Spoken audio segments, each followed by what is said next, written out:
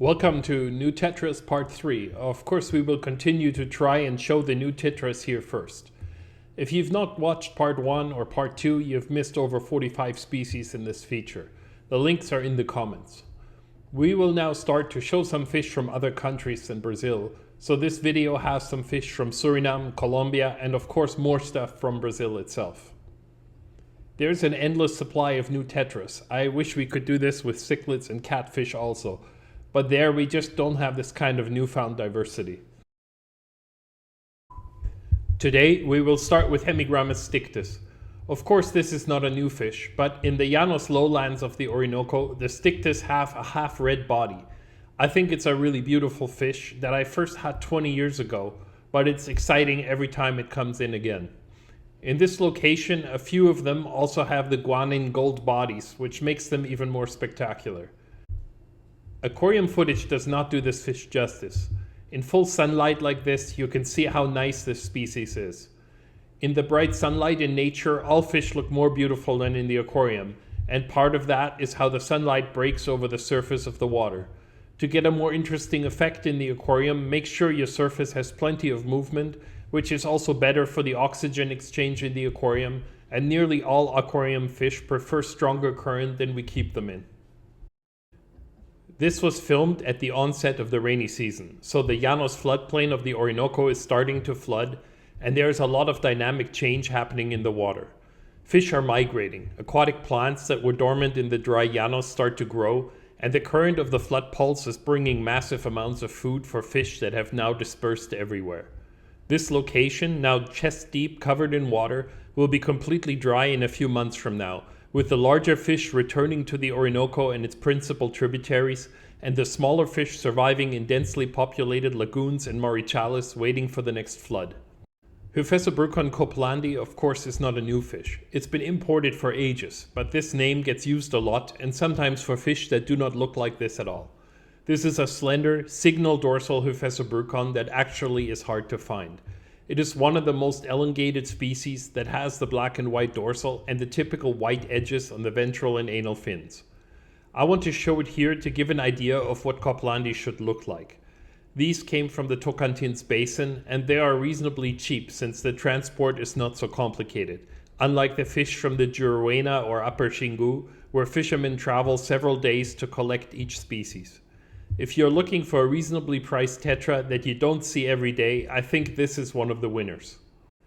We will start showing some new tetras that are not from Brazil, because there are lots elsewhere. In the Guyanas, in Colombia, and even from Peru, we are still getting new tetras. This little darter tetra was one of several new species from the remote southern town of Calamar, in the Rio Juruena basin.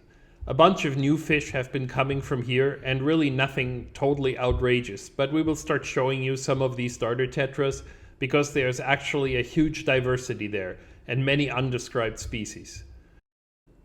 You see these in just about every habitat in South America, and especially those that live in rapids can be very spectacular. Most Characidiums have a tiny mouth, and they need to feed on microinvertebrates throughout the day.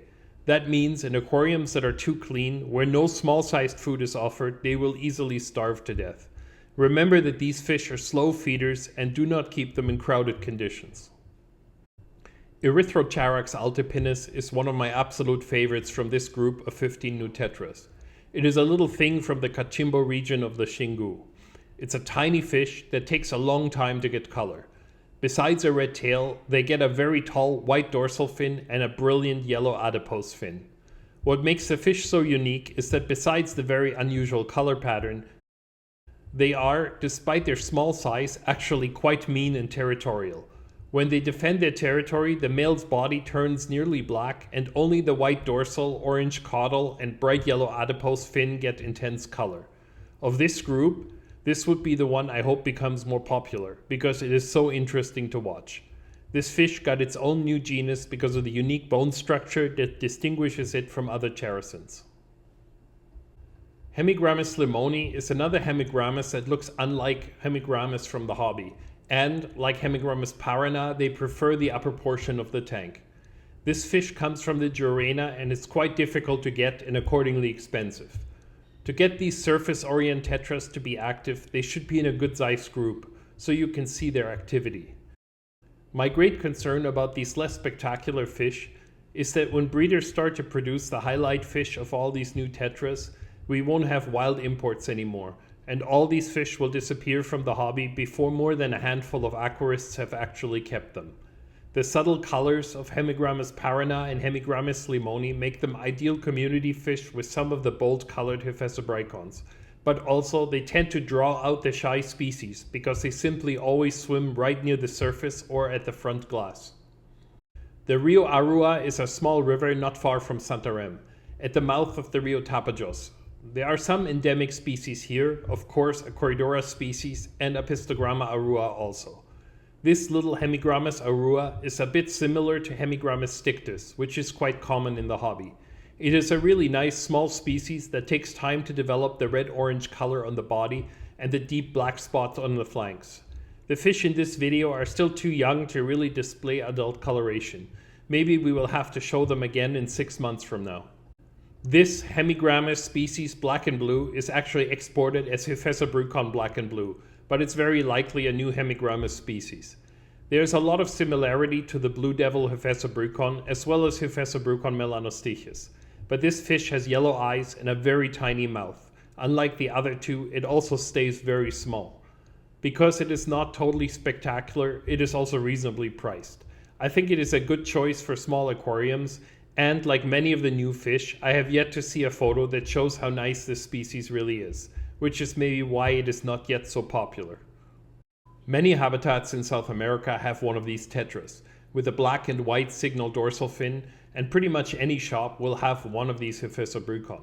From Jacareacanga in the Tapajós Basin, we get this tiny signal Hyphessobrycon, with a typical dorsal fin and a red tail. In the aquarium, they also like overhangs and caves, and they are rather calm fish that could live well with some of the famous fish from that region, like Dicrossus maculatus, Hip ancestris L260 or arabesque pleco, and Picoltia compta or L134. When you see these Hyphessobrycon with a signal dorsal fin in nature, they are almost always at the edge of a shadow in the riverbank. I assume that predators have the same issues that the light meter on the camera has when trying to find these fish moving in and out of the sunlight and the shadow. This species here is from the Orinoco, far from the Brazilian Jacareacanga, but you can see that they are rather similar. One of the most confusing groups are the Kogel tetras, which is the common name for many of the new Moenkhausia. There are a bunch of new species, but also many that do not yet have a name. We showed cf.rubra in one of the earlier videos, but I'm not really sure which one of these two fish is the real one, because there's also Moenkhausia nigromarginata, Moenkhausia mutum, and a bunch of other similar high-bodied species. They are all hardy fish that are a little bit bigger, which makes them more ideal community fish with some of the cichlids, perhaps even some smaller geophagus. These fish are one of the great unknowns in the hobby, just like Jupiaba. We just never see them in the aquarium hobby, despite the fact that there are 24 known species. This Knodus species from the Juruena is one of several species that are found in the headwaters of the Brazilian shield rivers. They are larger tetras that are always in motion, not very aggressive, and somehow rather susceptible to ick. The fish is a single individual that came mixed in with other tetras, which happens on occasion. All the species I have seen have this metallic blue shine on the body and white tips on the fins. Inpaichthys kerri, the blue king tetra, is a long-time favorite in the hobby, and the new Inpaichthys species red eye will also likely be very popular. This one has a red or orange eye and orange flag on the dorsal fin. These are still young fish that do not show the full color. This is also one of the most expensive species among all the new tetras, in the pricey and exclusive company of the red-eyed Hyphessobrycon notidanus, the Inferno tetra shown in the second video, as well as Hemigrammus scolioplatus. Hemibrycon microforma lacks a common name, but I will suggest here it should be the kinglet tetra. If you've ever watched the ground kinglets, tiny birds with a major attitude, this is the behavior of this very small tetra from the Choco region in Colombia. These fish occur in slow-moving streams and are incredibly territorial, and even in this 15-gallon aquarium, each fish takes up a different corner, patrolling the territory not only against conspecifics, but even against much larger Hyphessobrycon. Once settled in, the male shows a golden crown, just like the kinglet bird, and a yellow-golden flash over the caudal peduncle. It is unlikely we will see this highly endemic species imported often, but it's certainly worth a closer look should you come across it. Grundulus bogotensis is not much to look at, since it's basically just a gray little fish that looks very much like a goby more than a characin. But these fish are actually really unusual, surviving in the Colombian Altiplano at elevations of 2,500 meters near the city of Bogotá, in the Andean valley of the capital city of Colombia. This species also builds nests and defends them, which is very much unusual for a small characin of just 3 inches or 8 centimeters adult size. Today this species is near threatened, but before, the region was so heavily modified and home to so many people, this fish was actually a food fish in this region. Even though this group has some ick at the moment, they should be extremely tolerant of cool temperatures. Nannostomus bifasciatus is really difficult to find, because we get so few fish from Suriname and French Guiana. This is a very beautiful pencil fish with a broad and thin horizontal stripe. The key thing with wild-caught pencilfish is to make sure there's enough stuff for them to pick at. In nature, you always see them picking at microinvertebrates like this.